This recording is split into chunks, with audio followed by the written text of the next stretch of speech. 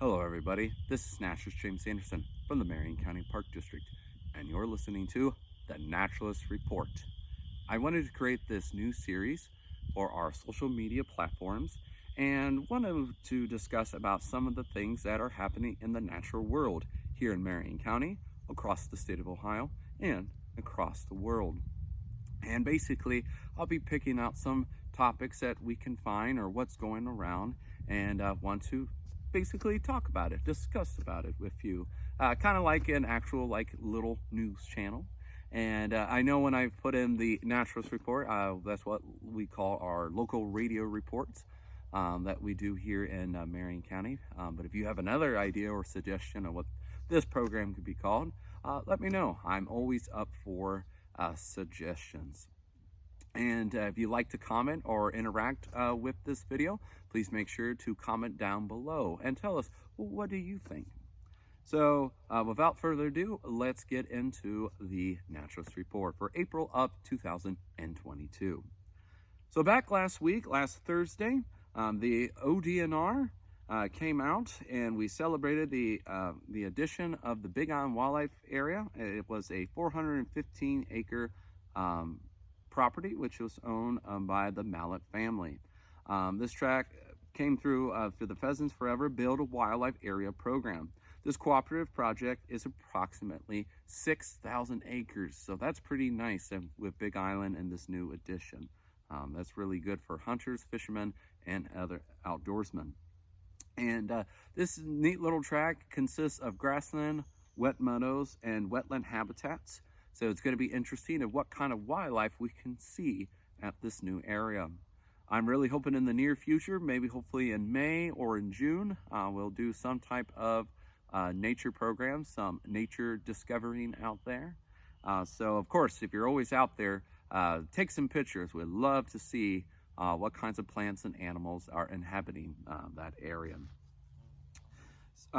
Last Saturday, we did the first Marion County Sandhill Crane Survey. This is the second year that they've done the Sandhill Crane Survey in the state of Ohio. Marion County was selected. I am one of the coordinators here in the state obviously for Marion County, and we got some Sandhill cranes up in the Killdeer region. I'm not sure about Big Island. I know they are out there, but we're hopefully in here we'll hear the report. And then once we give that data to the Division of Wildlife, they will give us a report and tell us what's going on with our sandhill crane population. But other than sandhill cranes, we did also look at other songbirds. I had the privilege to do the Marion Tallgrass Trail Trailhead, and I also went out to the Quarry Park and saw a lot of interesting waterfowl out in the Quarry Park, such as ringneck ducks and pipe-tailed grebes. A few weeks ago, there was a barn owl sighting here in Marion County. How exciting! And if you're not familiar with barn owls are a threatened species here in the state of Ohio. And it actually was really interesting. Barn owls are not truly native to Ohio. At least we don't have a lot of documentation. To kind of give you a little background information, Ohio was mostly forested. They say that the trees were so thick that it could start in Cincinnati and end in Cleveland without touching the ground. That's just how many trees we had. Now, I'll admit Marion County and some other selected parts of Ohio did have a prairie region. So yes, there could have been barn owls way back when, but again, we just didn't have a lot of documentation. But wasn't until 1861 when the first Ohio barn owl sighting was found. And if you remember history, guess what else happened in 1861? That's right, the start of the Civil War. It was spotted around the Cincinnati region, and they've been slowly expanding throughout Ohio. Unfortunately, their populations are not doing the greatest because just like purple martins, barn owls really depend on humans, our structures, our buildings for nesting. You really won't see much barn owls using natural cavities or natural nesting sites. They're always either in an old abandoned building or a barn, and we just don't have those types of barns much anymore. But this was found near the Tallgrass Trail, so there have been some documented in our county, only about 3 or 4. So it's really exciting again that a barn owl was spotted here in our county. So if you do see a barn owl, please contact the Ohio Division of Wildlife, or you can Google in Ohio wildlife sightings. There's a nice little link there. Click it. They do have a large list of other types of wildlife that they're looking for.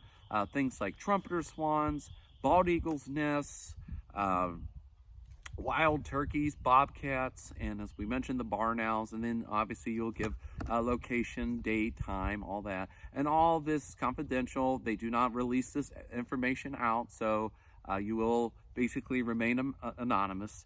But it just helps the Division of Wildlife out of, hey, what's going on with the population of certain species that we're really trying to figure out.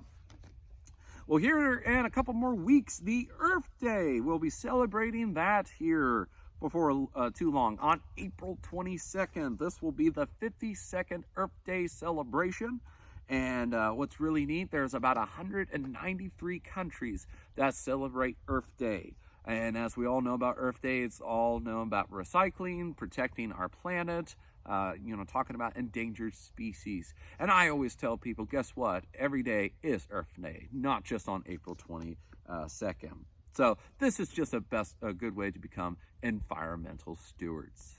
And then lastly, on what we really wanted to talk about, and it's unfortunate news, but there have been several cases of avian influenza in the state of Ohio. Now, this has been documented first in a wild population up in northwestern Ohio, but unfortunately about a couple weeks ago in central Ohio. I do not have where in central Ohio, but once I find out more, I'll definitely give out further details.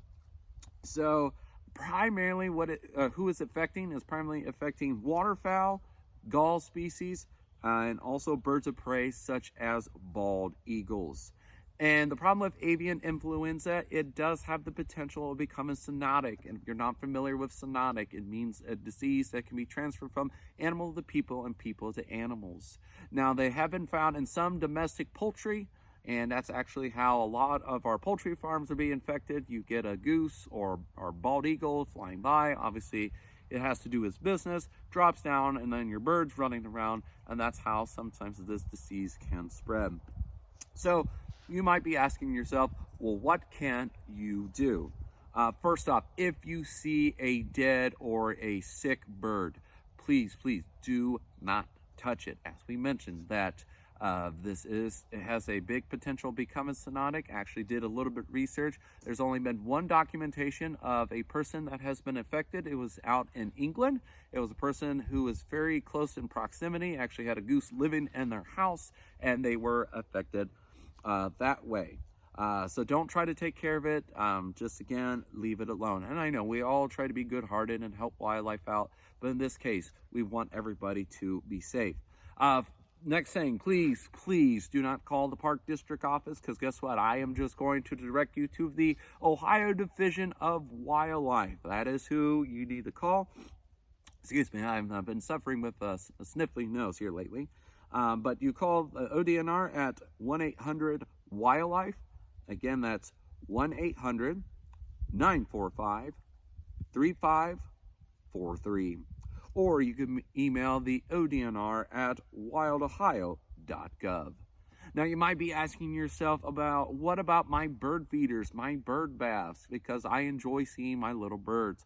I would say as of now, you are okay. But if this disease gets out of hand, I would highly recommend putting those bird feeders, bird baths down just until this kind of calms down. Now, what you can do to help protect your birds is at least once a week, you can clean them out. And the proper way to do this is 1 part bleach, 9 parts water. Make sure if there's any type of crust or food resin, to definitely give it a good scrub. Then dry it out for a period of time till it looks completely dry, and then put out your feeders. Because if not, a lot of our bird species are communal, and they like staying in large groups, large flocks, and that's how this disease can spread. So that is some things that you can do to help our wild bird population against the avian influenza. So that is all I have for right now. I know that was kind of short, but again, this is just kind of an experiment. And again, I'm kind of excited to start this new series. And again, if you have any suggestions or you want to comment down below of what did you think of the program, maybe some things that you're seeing out in the natural world between plants or animals, and not just in Marion County or Ohio or in the United States or just anywhere, even in your own backyard. And always too, if you have any types of pictures of plants or animals or natural landscapes here in Marion County, we always love to share them on our social media platforms. Well guys, have fun, be safe, but most of all, go out and explore your Marion County parks. I'm Naturalist James Anderson, and you're listening to The Naturalist Report.